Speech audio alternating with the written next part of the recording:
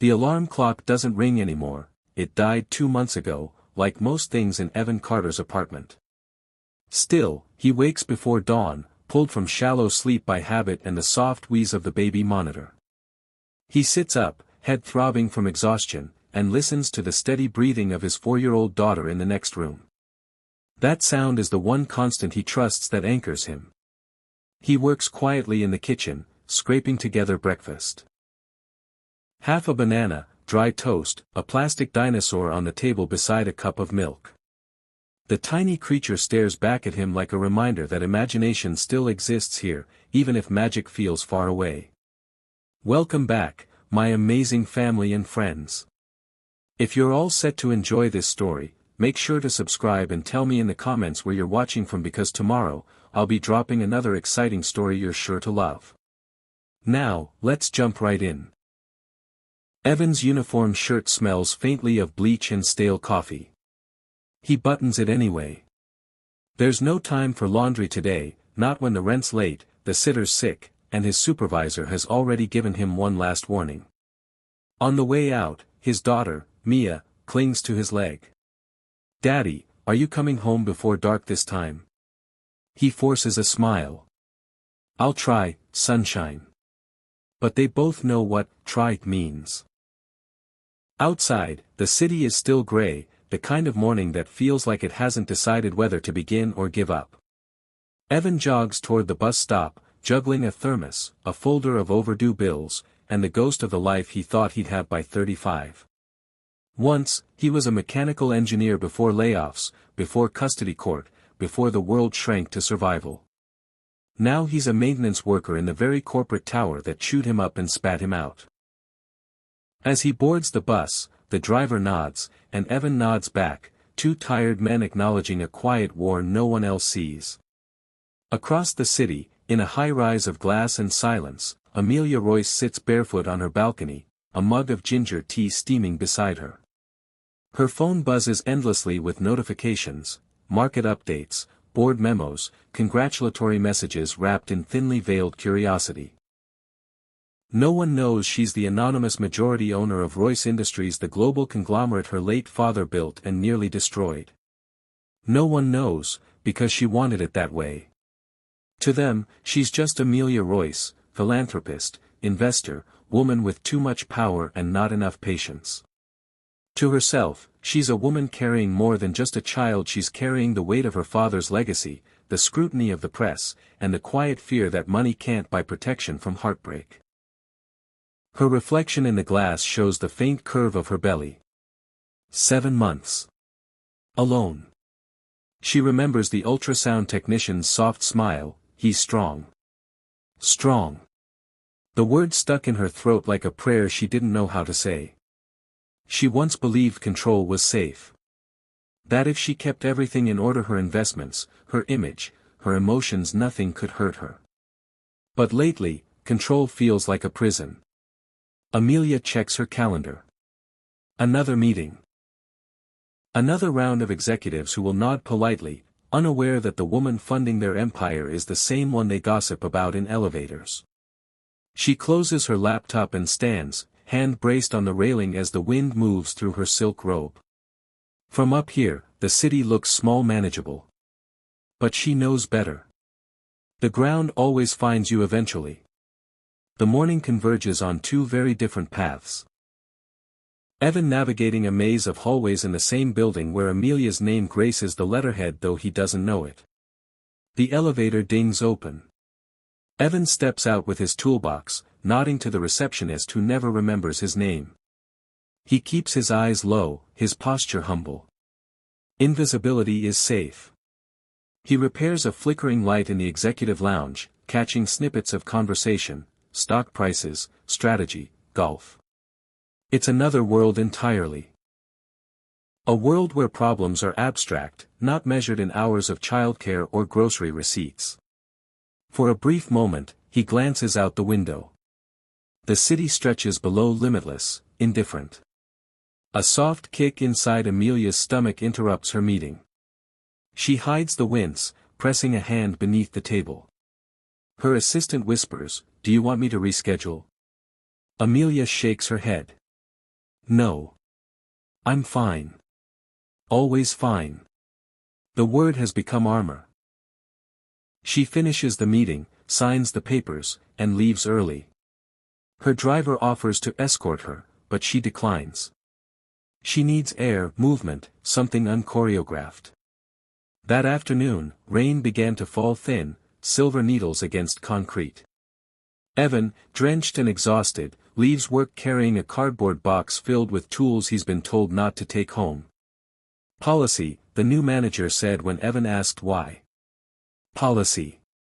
That word has ruined more lives than malice ever could. As he exits the building, he notices a car stalled near the curb, a sleek black sedan, hazard lights blinking. A woman stands beside it, struggling to open an umbrella. He hesitates.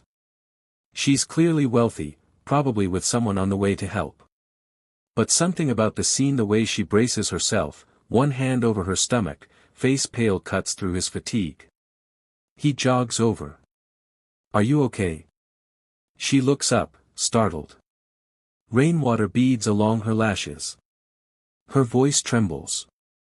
I think I'm having a contraction." Before Evan can think, he's already acting. He tosses his box into the back seat, steadies her arm, and says, "We need to get you somewhere safe." The rain falls harder. Traffic snarls. A cab splashes water across his legs, but he doesn't care. At that moment, neither knows the other's story. Not the hidden company ties, not the power imbalance waiting to implode, not the twist that will undo and rebuild them both. All they know is that, for a brief heartbeat in the storm, two strangers meet, one helping, one trusting, and the world shifts ever so slightly towards something that feels like fate. Rain hammered the windshield, a steady percussion that swallowed the city's noise. Evan leaned forward, squinting through the streaks as the wipers struggled to keep up. Amelia sat beside him in the passenger seat, one hand pressed against her belly, breathing unevenly. The car smelled faintly of leather and rain-soaked air. "Try to breathe slowly," he said, voice rough but steady. "You said it was a contraction. How far apart are they?" "I don't know," she murmured, shaking her head. Her hair clung to her cheeks, dark and heavy with rain. "It just started. I was on my way to my doctor, and the car," she winced, gripping the door handle. "I think something's wrong." Evan's stomach twisted. He knew panic when he saw it. He'd seen it in hospital waiting rooms, in courtrooms, in mirrors. But something about this woman's fear hit differently, like it didn't belong to her world. He eased the car through traffic, heading toward the nearest hospital. "We'll get you there," he said. "Just hang on." She nodded, her jaw tight, and for a moment silence filled the space between them. The kind of silence that carries questions neither person dares to ask. "Thank you," she whispered finally. "You didn't have to stop." Evan gave a small shrug. "It didn't seem right to leave you there." Her lips parted, like she wanted to say something more, but another contraction rippled through her body. She gritted her teeth, counting under her breath. He tightened his grip on the steering wheel, the sound of her pain clawing at something deep inside him, something he'd buried under fatigue and disappointment. They reached the hospital just as thunder cracked overhead. Evan pulled up to the emergency entrance, threw the car into park, and ran around to her side. He helped her out, steadying her under his arm as a nurse rushed toward them with a wheelchair. "She's in labor," he said quickly. "Or close." The nurse nodded, already assessing Amelia. "Sir, are you family?" Evan hesitated. "No, just someone who helped." "Then wait here." They whisked her inside, leaving him standing in the downpour. For a moment, he stood frozen, watching the automatic doors close. His reflection flickered in the glass-drenched, tired, anonymous. The type of man who helps and disappears. He sighed, then turned back toward the car. He'd left his toolbox on the passenger seat. Maybe if he hurried, he could get home before Mia's bedtime. But when he slid back into the car, a man in a black suit appeared out of nowhere, tapping on the window. Evan rolled it down an inch. "Sir," the man said, voice clipped, "official. This vehicle, where did you get it?" Evan frowned. It was hers. She said her car broke down. "I drove it here." The man's expression hardened. "Do you have identification?" Evan's pulse quickened. "What's this about?" The man flashed a security badge. "That woman you brought in, Ms. Amelia Royce, is the CEO of Royce Industries. The vehicle is registered to the company." Evan blinked. "CEO?" Another man joined the first, scanning Evan like a threat. "Sir, we're going to need you to come with us. There's been an incident at the office." Evan felt his chest tighten. "What incident?" But they didn't answer. They escorted him inside the lobby, where his soaked clothes drew wary stares. As they questioned him how he met her, what happened, he noticed the subtle shift in their tone. It wasn't gratitude. It was suspicious. By the time he got home that night, his daughter was already asleep. His phone buzzed with a message from his manager: "Report to HR tomorrow morning." He didn't sleep much. The next day, the office smelled of coffee and rain-damp carpet. HR was sterile, quiet, and efficient. The woman across from him clipboard, polite smile read from a paper that sounded rehearsed. "Mr. Carter, it's come to our attention that you left your post yesterday without authorization. Additionally, you took possession of a company vehicle belonging to an executive. While we understand your intentions, company policy requires us to terminate your employment effective immediately." Evan stared at her. "You're firing me for helping someone?" She was in labor. "Policy," she repeated, her tone like a lock snapping shut. "You may collect your personal items today." For a moment, the world tilted. His daughter's face flashed in his mind, Mia's tiny hand reaching for his. Rent. Groceries. Everything. He tried to speak, but his throat burned. When he stepped out of the building, the sun had broken through the clouds, cruel and bright. He felt hollow, like something had been scraped out of him. He didn't know that across town, Amelia Royce was waking in a hospital bed, her baby safe, her mind replaying fragments of the man who'd carried her through the rain. She asked for her phone. "Find out who he was," she told her assistant. "The man who helped me." The assistant hesitated. "Ms. Royce, there's something you should know. He worked for us. Until this morning." Amelia froze. "Fired? For what?" "For helping you, apparently." For a long time, she said nothing. Then, quietly, "Get me his address." Outside, the rain had stopped, but the world still smelled of storms.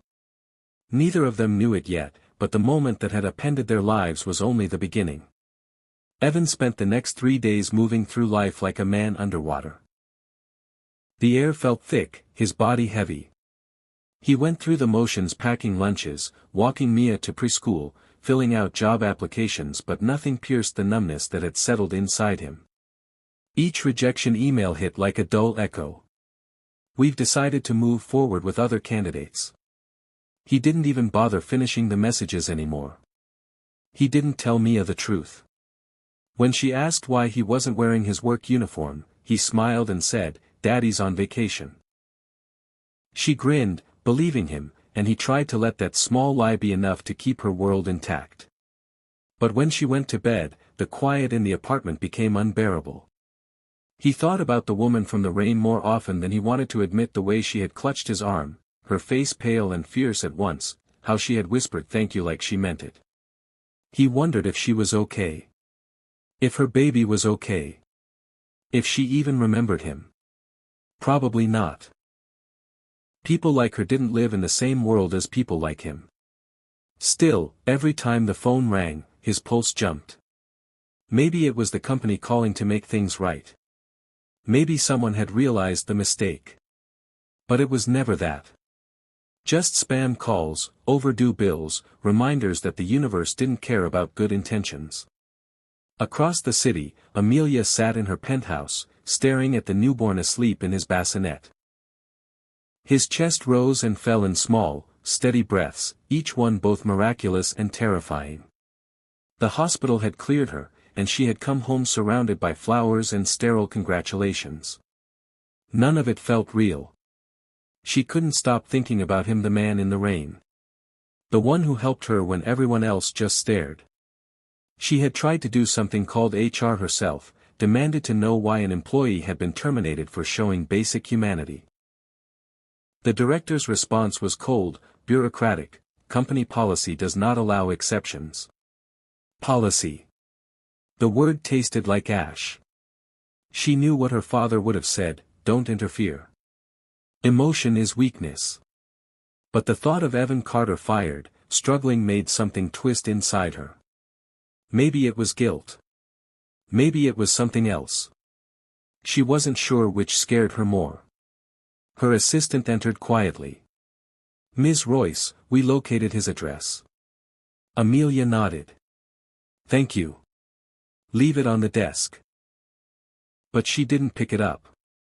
Not yet. It felt intrusive, crossing into a life that wasn't hers. She told herself she only wanted to fix the injustice. Nothing more. Still, she couldn't sleep that night, wondering if he hated her.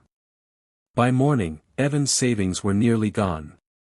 He'd sold an old guitar, applied for night shifts, even called his ex-wife to ask if she could take Mia for a few days, something he hadn't done in months. She agreed, surprised by the strain in his voice. After dropping his daughter off, he found himself walking aimlessly through the city. The same rain-washed streets, the same faces that never looked up. He passed the building he'd once worked in and paused. From this distance, it looked untouchable, all glass and pride. He felt a bitter laugh rise in his throat. Mr. Carter. The voice startled him. He turned. There she was. Amelia stood by the curb, wrapped in a long coat, her hair tied back, a bodyguard hovering a few feet away. She looked smaller than he remembered, though maybe it was just the exhaustion on her face. He blinked. You. Her lips parted. I wanted to see you. To thank you properly. He glanced around, uneasy. You didn't have to do that. I'm fine. You're not, she said softly. You were fired because of me. He gave a short, humorless laugh. Because I left my post. That's what they said. She took a step closer, eyes searching his face. I called them. I tried to reverse it. They wouldn't listen. Evan felt heat rise in his chest. Of course they wouldn't. People like me don't get second chances in places like that. That's not true. Isn't it? His voice cracked. You show up in a car worth more than my entire life, I help you, and I lose the only thing keeping a roof over my kid's head. You'll forget this in a week, but I don't get to. Amelia flinched. I didn't forget. He looked at her, then really looked. The exhaustion, the guilt, the way she clutched her coat tighter as if trying to hold herself together. Part of him wanted to soften, to tell her it wasn't her fault. But the other part that had been fired, humiliated, and left desperate couldn't let go. She seemed to sense the wall between them. I want to make it right, she said. I can help you find another job. A better one. Evan shook his head. I don't need charity. It's not charity. It's fair. Fairness. He laughed, bitter and tired. Lady, fairness doesn't exist. Not for people like me. Something in her face broke then. She wanted to argue, to explain, but she didn't. She just nodded, eyes glistening. All right. I'll leave you be. She turned to go, but before she reached the car, Evan's voice stopped her. Was the baby okay? She turned, startled by the gentleness in his tone. Yes. He's perfect. He nodded, hands in his pockets, rain beginning to fall again. Good. Take care of him. She wanted to say something more to bridge the gap, but the words wouldn't come. She climbed into the car, the door closing between them like a final decision. As she drove away, Evan stood on the sidewalk, watching the taillights fade into the mist. He told himself it didn't matter. That he didn't need her pity or her money. But deep down, beneath the hurt, something else stirred, a quiet ache that wasn't anger at all. And as Amelia sat in the back seat, holding her baby's blanket to her chest, she whispered the same truth to herself: he'll never forgive me. And I don't know why that hurts so much. 2 weeks passed before fate decided they'd had enough distance. Evan had finally landed part-time work repairing heating systems for a rundown apartment complex on the city's south side. The pay was pitiful, but it kept the lights on. Most days, he worked until his hands ached, then came home to microwave dinners and the sound of Mia humming lullabies to her dolls. It wasn't much, but it was theirs. He didn't think about her anymore, or at least that's what he told himself.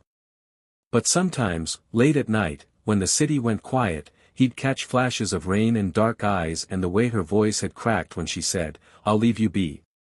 Then came the phone call. "Mr. Carter." The voice on the line was tight, rushed. "This is Mrs. Landers, the building manager at Willow Heights. We've had a gas leak, several tenants evacuated. We need someone on site immediately. The main engineer's out sick." "I'm on my way," he said, already grabbing his jacket. Outside, the sky was heavy with clouds, the air sharp with oncoming rain. He arrived at the old brick complex to find flashing emergency lights and people huddled under umbrellas. A firefighter waved him through, and he hurried down the hallway toward the basement utility room.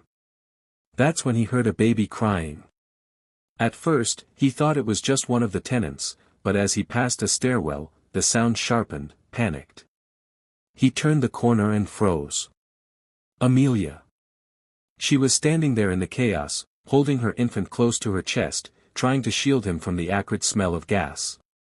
Her coat was half open, her hair damp from the drizzle. "Amelia?" She looked up, startled. Her lips parted, disbelief flashing across her face. "Evan."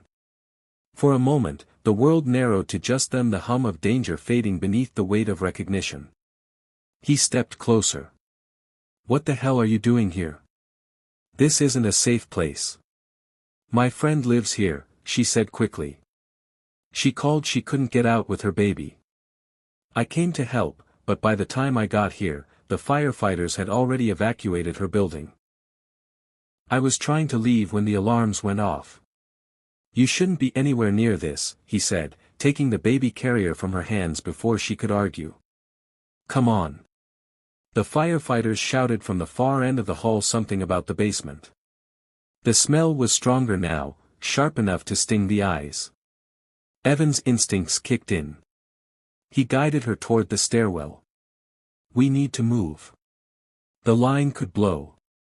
She nodded, but her steps faltered. He could see the fear in her, the same helplessness from that night in the rain.